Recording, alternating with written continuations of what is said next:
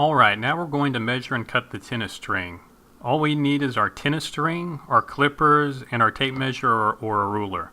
Now when we open the stringing package, we want to make sure that we don't get the string twisted. So we're going to clip the little tie off that holds the string together and make sure to have a good grip on the string reel. In other words, we don't want to clip it and have the string get tangled. A good way to unfeed the string is to hold the actual reel in one hand and take an end of the string and just slowly unravel it.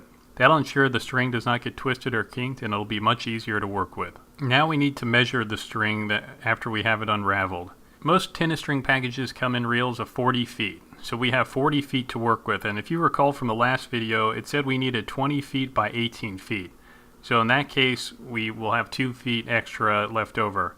I'll just say, as a general rule from my experience, and I think it's pretty universal, if you do not know how much string to measure out, most rackets 21 and 19 is a good general rule. I say it's a general rule because sometimes you'll have rackets with a lot more mains or a lot more crosses. But from my experience, if you're looking to string a tennis racket, a 21 by 19 cut is a good way to go for 16 by 19 and 18 by 20 rackets. So 21 feet is where I'm going to measure this one out and cut it.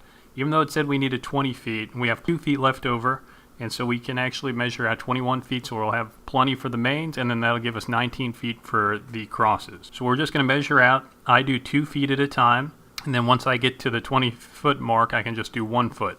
And at the 21-foot mark, I can clip the string, and now I have a 21 feet piece we can use right away for our mains. Now we have a 19-foot long string that we can use for our crosses after we get done with the mains. So now that we have our string measured and cut, we are ready to use it for the mains on our racket.